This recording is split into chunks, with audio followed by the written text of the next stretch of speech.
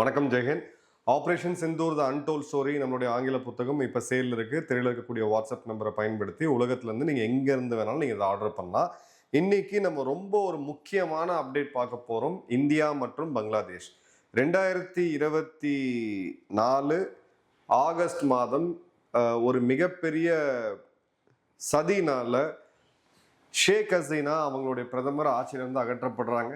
தஞ்சம் உயிர் பிழைச்சு தஞ்சம் போடுறாங்க இந்தியாவுக்குள்ள. இந்தியா அந்த டைம்ல சேஃபா அவங்கள கொண்டு வந்து இப்போ சமீபத்தில் அவங்க டிசம்பர் மாதம் நாட்டுக்கு திரும்ப போறேன் அப்படின்னு சொல்லி ஒரு பேட்டி கூட கொடுத்துருந்தாங்க. இதை பத்தி நம்ம ஏற்கனவே ஒரு வீடியோ போட்டிருந்தோம். இப்போ இந்த இடத்துல சில முக்கியமான சந்திப்புகள் ஓப்பனா நடக்குது. பேக் எண்ட்ல நிறைய சந்திப்புகளும் நடக்குது. ஃபர்ஸ்ட் சந்திப்பு அப்படின்னு பாத்தீங்கன்னா, இந்தியாவுடைய தேசிய பாதுகாப்பு ஆலோசகர் அஜித் தோவல் அவர்களுக்கும் இந்தியாவுக்கான அமெரிக்க தூதர் செர்கோய் கோர் அவர்களுக்கும் ஆகஸ்ட் 10, 11 2 நாள் தொடர்ச்சியாக நடக்குது. ஒரு என்எஸ்ஏ அமெரிக்காவுடைய தூதரை சந்திக்கிறது அப்படின்றது ஒரு சாதாரண நிகழ்வு கிடையாது. அதே மாதிரி பார்த்தீங்க அப்படின்னா, ஒரு ஹை லெவல் டெலிகேஷன் இந்தியாவுடைய உளவு அமைப்பான ராவோடைய தலைவர் பராக் ஜெயின் அவர்கள் கூடவே அஸ்வின் முகுந்த் கோட்னஸ், ராகுல் நெகி மற்றும் சாய்பால் ராய் சௌத்ரி இவங்க எல்லாருமே ஜஸ்ட் அந்த சந்திப்புக்கு முன்னாடி 9, 10ஆம் தேதி பங்களாதேஷ் போறாங்க. பங்களாதேஷ் போய் அவங்களுடைய director general of foreign intelligence அவங்களுடைய டிஜிஎஃப்ஐயோடைய தலைவரை பார்க்குறாங்க. ஸோ நம்ம நாட்டுடைய மிக முக்கியமான உளவமைப்பு RNAW அதோடைய தலைவரும் சில முக்கியமான அதிகாரிகளும் பங்களாதேஷ் போய் அவங்களுடைய இன்டெலிஜென்ஸ் சீஃபை சந்திக்கிறாங்க. அதன் பிறகு பார்த்தீங்கன்னா, பங்களாதேஷுக்கான இந்திய தூதர் முதல் முறையாக ஒரு IFS ஆஃபீஸர் இல்லாமல் ரொம்ப வருஷத்துக்கு அப்புறம் ஒரு பிஜேபியோட ஒரு தேர்ந்த அரசியல்வாதி இங்கே அப்பாயிண்ட் பண்ணியிருக்காங்க. அவர் தாரிக் ரஹ்மான் பங்களாதேஷோடைய பிரதமரை சந்திச்சுட்டு அதுக்கப்புறம் நேரடியாக இந்தியாவுக்கு இப்போ கிளம்பி வந்து நம்மளுடைய பிரதமர் மோடி அவர்களை சந்திக்கிறார். இது ஒரு மீட்டிங். அதன் பிறகு பார்த்தீங்கன்னா, பங்களாதேஷோடைய உள்துறை அமைச்சர் சலாவுதீன் அகமது மற்றும் அவங்களுடைய defence adviser brigadier general AK Shamsul Islam, ஒரு ஓய்வு பெற்றவர் ஆனால் ஒரு மிக பவர்ஃபுல் பொசிஷனில் இருக்கவர், இவங்களையும் சைபல் ராய் சௌத்ரி அவர்கள் சந்திக்கிறாரு. அதன் பிறகு இவங்க நம்ம RNAW சீஃப் பராக் ஜெயின் அவர்கள் சந்திக்கிறாரு. அப்புறம் பார்த்தீங்கன்னா தாரிக் ரஹ்மான் அவர்களையும் சந்திக்கிறாங்க. ஸோ இவ்வளோ மீட்டிங்ஸ் ஜஸ்ட் 4 நாளில் 8, 9, 10, 11 இந்த 4 நாளுக்குள்ள இவ்வளோ மீட்டிங்ஸ் நடக்கிறதுக்கான காரணம் என்ன அப்படின்னு பார்த்தீங்கன்னா, இதுக்கு முன்னாடி ஆகஸ்ட் மாதம் 5ஆம் தேதி அவங்க பதவியிலிருந்து நீக்கப்படுறாங்க. பதவியிலிருந்து தூக்கி அடிக்கப்படுறாங்க ஒரு புரட்சி மூலிமா. அந்த புரட்சியை ரெஜிம் சேஞ்சை பின்னிருந்து இயக்கியது யாரு அப்படின்றது நம்ம எல்லாருக்குமே தெரியும். டீட்டெயிலாக அதை பற்றி கவர் பண்ணியிருக்கோம். அதன் பிறகு இந்திய பங்களாதேஷ் உறவு எந்த அளவுக்கு சீர்கெட்டுச்சு அப்படின்றத பார்க்குறோம். ஆனால் இதில் அமெரிக்காவுக்கு கிடைச்ச கெயின் என்ன அப்படின்னு பார்த்தீங்கன்னா, மியான்மர் பங்களாதேஷ் பார்டரில் இருக்கக்கூடிய சிட்டகாங் அங்கிருந்து ரக்கைன் ஸ்டேட் போகக்கூடிய ஒரு இடத்துல அமெரிக்காவுக்கு ஒரு பேஸ் கண்டிப்பாக இப்போ உருவாகிருச்சு. ஒரு சின்ன ஒரு பேஸாக அவங்க உருவாக்கிட்டாங்க. ரெண்டாவது, அமெரிக்கா சார்பில் இருக்கக்கூடிய இந்தியாவை தொந்தரவு பண்ணி பார்க்கக்கூடிய சில நிகழ்வுகளை நடத்தக்கூடிய அந்த வில் மற்றும் திறமை இருக்கக்கூடிய ஆட்கள் இப்போ பங்களாதேஷ் அரசாங்கத்தில் வந்துட்டாங்க. இதை தாண்டி அமெரிக்காவுக்கு பார்த்தீங்கன்னா மேஜர் கெயின் எதுவுமே இல்லை. சென்ட் மார்டின் தீவுகள் இப்போவும் அமெரிக்கா வசம் ஃபுல்லாக போகலை. சைனா தங்களுடைய இன்டர்ஃபரன்ஸை அதிகப்படுத்தினாங்க. இதன் பிறகு நடந்த தேர்தலில் அமெரிக்கா ஓரளவுக்கு கடுமையாக சப்போர்ட் பண்ணது யாருன்னு பார்த்தீங்கன்னா, அங்கே இருக்கக்கூடிய ராடிக்கல் அமைப்பான ஜமாத்தி இஸ்லாமி. தேர்தல் நடக்கிறதுக்கு 1 மாதம் முன்னாடி கூட இவங்க தூதர்கள் நேரடியாக போய் அவங்க தலைவர்களை சந்தித்ததெல்லாம் நம்ம பார்த்தோம். அவங்க நாட்டுக்குள்ள இந்த இஸ்லாமோபோபியாவை மிகப்பெரிய லெவலில் பண்ணுவாங்க. அதாவது அந்த நாட்டுக்கு எதிராக அந்த மதத்துக்கு எதிராலும் பேசுவாங்க. ஆனால் இங்கே பார்த்தீங்கன்னா இவங்க ராடிக்கல் அமைப்புக்கே போய் சப்போர்ட் பண்ணுவாங்க. அமெரிக்காவோட இரட்டை நிலை இதுதான். பட் இதில் மேஜர் கெய்னர் யாரு அப்படின்னு பார்த்தீங்கன்னா சைனா. தாரிக் ரஹ்மான் பிரதமராக பதவியேற்ற பிறகு முதல் முறையாக அவர் போன நாடு அமெரிக்கா கிடையாது, இந்தியா கிடையாது. இப்போ ஒரு பாரம்பரியமாக பங்களாதேஷ் உருவான காலத்திலிருந்து அவங்களுடைய பிரதமர் பதவியேற்ற பிறகு இந்தியாவுக்கு தான் முதல் பயணம் வருவார். ஏன்னா அண்டை நாடு இந்த நாடு இல்லாமல் இயங்க முடியாதுன்ற ஒரு சூழ்நிலை இருக்கக்கூடிய ஒரு இடம்.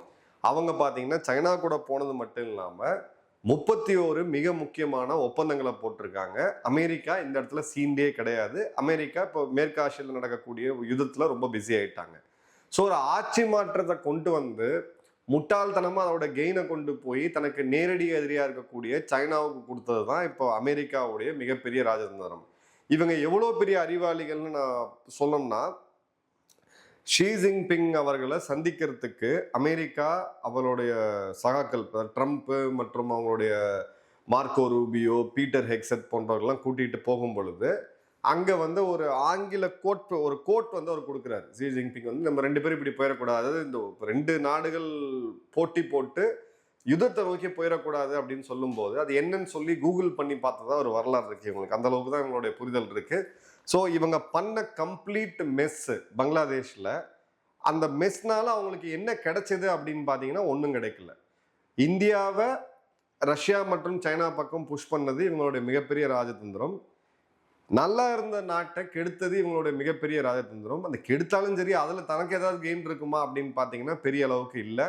அவங்களுடைய அந்த ரக்கைன் ஸ்டேட்டோட ஸ்டேல்மெண்ட், அதாவது 3 பிரதர் அலையன்ஸ்ன்னு சொல்லி அரக்கன் ஆர்மி மற்றும் அவங்க எதிராக சண்டை போடக்கூடிய இராணுவம், அரக்கன் ஆர்மிக்கு நேரடியாக சப்போர்ட் பண்ணக்கூடியது இன்ஃபேக்ட் பார்த்தீங்கன்னா அமெரிக்கா போன்ற நாடுகள். அவங்களுடைய ஜுண்டா இராணுவத்துக்கு சப்போர்ட் பண்ணக்கூடிய நாடு எது அப்படின்னு பார்த்தீங்கன்னா சைனா. ஸோ அந்த இடத்துலையுமே ஸ்டேல்மேட் ஆயிருக்கு. அவங்களால அதை பிரேக் பண்ண முடியல. அந்த இடமே பார்த்தீங்கன்னா அந்த கான்ஃப்ளிக்ட் அப்படின்றது ஒரு லோ இன்டென்சிட்டி கான்ஃப்ளிக்டாக நின்றுட்டு இருக்காங்க. எந்த ப்ராக்ரஸே ஆகல. ஸோ இதனால பெரிய கெயின் ஏதாவது இவங்களுக்கு கிடைச்சிருச்சா அப்படின்னு பார்த்தீங்கன்னா கிடையாது. பட் இப்போ இருக்கக்கூடிய பங்களாதேஷ் பிரதமர் கம்ப்ளீட்டா ஸ்ரீலங்கா எப்படி ராஜபக்சே இருக்கும்போது அந்த பாதை எடுத்தாங்களோ, ஒரு சைனாவுடைய வெசால் ஸ்டேட்டா மாறினாங்களோ அப்படி மாறக்கூடிய சூழ்நிலை இருக்கிறத நம்ம பார்க்குறோம். இந்த இடத்துல தான் இவங்க ரீகாலிபிரேஷனுக்கு வராங்க. நம்மளோட சரப்புல தெளிவாக கூப்பிட்டு அமெரிக்காவுக்கு வந்து பேசியிருக்குது, உங்களுக்கு இதனால ஒரு கெயினும் கிடையாது, ஒரு முட்டாள்தனமான மூவை நீங்க எடுத்திருக்கீங்க, இதை சரி பண்ணக்கூடிய தருணம் வந்துருச்சு அப்படின்றது. அதன் பிறகுதான் ஷேக் ஹசீனா அவர்கள் ஓப்பன் வெளியில வந்து டிசம்பர் மாதம் என்ன ஆனாலும் என் நாட்டுக்கு போவேன் அப்படின்னு. இப்ப இருக்கக்கூடிய சூழ்நிலையில அப்படியே போனாங்கன்னா அவங்க நிச்சயமா கொல்லப்படுவாங்க, இல்ல அவங்க நீதிமன்றங்கள் ஏற்கனவே ஒரு தண்டனையை கொடுத்துருக்குன்றதுனால தூக்கில போடுறதுக்கான வாய்ப்பு இருக்கு. இப்பதான் இந்த டிப்ளமேட்டிக் அலைன்மெண்ட் அப்படின்றது நடக்குது. 2 வாரம் இதுக்கு பின்னாடி அமெரிக்கா இந்தியா பேச்சுவார்த்தை நடத்தின பிறகு இவங்க எப்படி சேஃபா பங்களாதேஷ்குள்ள போவாங்க, பங்களாதேஷ்குள்ளுக்கு இருக்கக்கூடிய சூழ்நிலையை எப்படி வந்து சமாளிக்கணும் அப்படின்னு சொல்லி இந்த 3 நாடுகளும் பேசியிருக்காங்க. அதுக்கு நடுவில் நடந்த சந்திப்பு தான் கிட்டத்தட்ட இந்த 2 வாரமா நம்ம பேசின எல்லா சந்திப்புமே பார்க்குறோம்.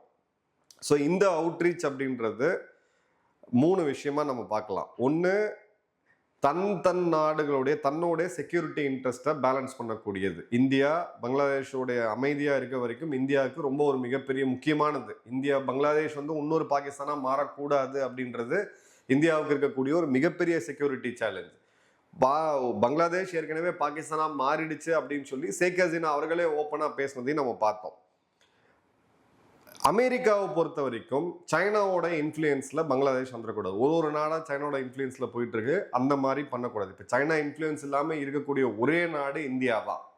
அங்க சுத்தி இருக்கக்கூடிய எல்லா நாடுகளுமே சைனாவோட இன்ஃப்ளூயன்ஸுக்குள்ள போயிட்டாங்க. அது அமெரிக்கா விரும்பல.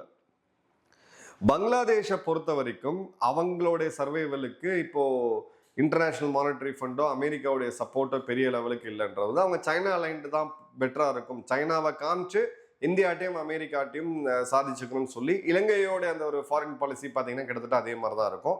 அந்த ரூட்டை அவங்க எடுக்கிறாங்க.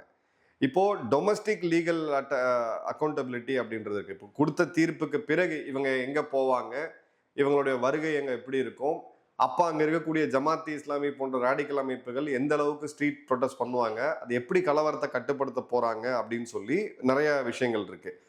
பொலிட்டிக்கலாக எடுத்தீங்க அப்படின்னா தாரிக் ரஹ்மானுக்கு இது ஒரு வகையில் பார்த்தீங்கன்னா நல்லது. ஜமாத்தி இஸ்லாமி போன்ற ராடிக்கல் அமைப்பை எதிர்கட்சியாக வச்சு ஏதாவது ஒரு பாயிண்ட்ல ஆட்சி மாற்றம்னு வரும்போது நாட்டை கொண்டு போய் அவங்க கிட்ட கொடுத்தா அவங்களோட நிலைமை என்ன ஆகுன்றது அவங்களுக்கு நல்லாவே தெரியும். பட் அதே சமயம் தன்னோட ட்ரெடிஷ்னல் ரைவலை தானே மீண்டும் ஒரு ரிவைவல் ஃபேஸுக்கு கொண்டு போக முடியுமா அப்படின்னு அதை விரும்புவாங்களா அப்படின்னு பார்த்தீங்கன்னா அங்கே ஒரு பொலிட்டிக்கல் டைலமா அப்படின்றது இருக்கு.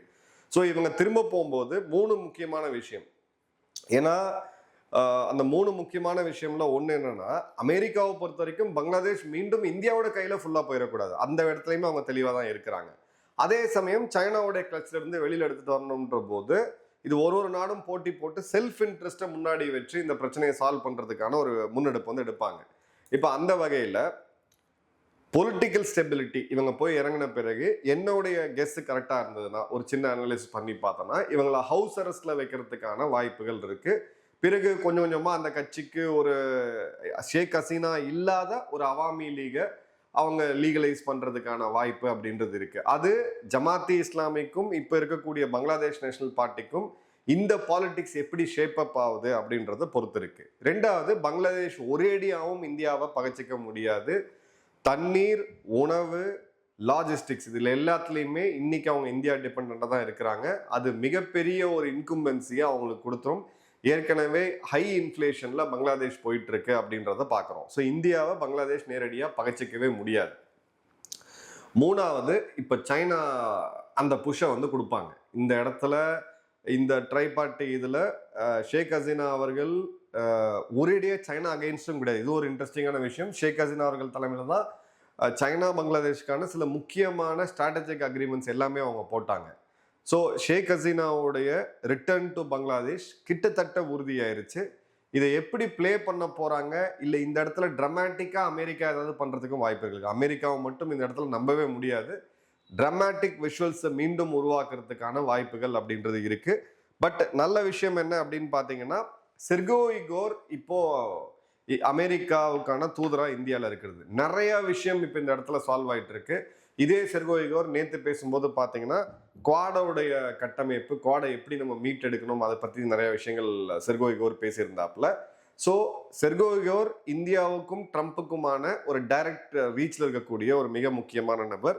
அதே மாதிரி பிரிக்ஸ் சம்மிட்டும் இந்தியா மிகப்பெரிய லெவலில் முன்னெடுக்குது. பிரிக்ஸ்ல ரஷ்யாவுடைய அதிபர் புத்தின், ஷி ஜின்பிங் அவர்கள் மற்றும் பிரதமர் மோடி அவர்கள்லாம் உட்கார்ந்து பேசும்போது பிரிக்ஸோட ஜாயின்ட் ஸ்டேட்மெண்ட்ல இவங்க என்ன கொண்டு வராங்கன்றதை நம்ம ஒத்து பார்க்க வேண்டியது இருக்கு. அந்த இடத்துல இந்தியாவுக்கு லீவரேஜை கொடுக்குறாங்க. இந்தியா சைனாவுடைய அந்த பிரச்சனையை வந்து பிறகு பார்த்துக்கலாம், முதல்ல பொது எதிரின்ற மாதிரி ஒரு ஸ்டாண்டுக்கு வந்தாங்க அப்படின்ற போது அமெரிக்காவுக்கு அது ஒரு மிகப்பெரிய பின்னடைவு. பட் நம்மளுடைய எல்லை பிரச்சனை சைனாவோடைய நிரந்தரமா இருக்கு. சில முக்கியமான அனலிஸ்டோட ப்ரெடிக்ஷன் பார்த்தீங்கன்னா, as early 2027 ஏப்ரல் மேலேயே ஒரு சிறு யுத்தம் வரதுக்கான வாய்ப்புகள் இருக்கும் அப்படின்னு சொல்றாங்க. ரொம்ப காம்ப்ளிகேட்டடான ஒரு சுச்சுவேஷன்ல நம்ம செக்யூரிட்டி அப்படின்றது போயிட்டு இருக்கு. உங்க கமெண்ட்ஸ்ன்றதை கமெண்ட் பாக்ஸ்ல போடுங்க. நன்றி, வணக்கம், ஜெயஹிந்த்.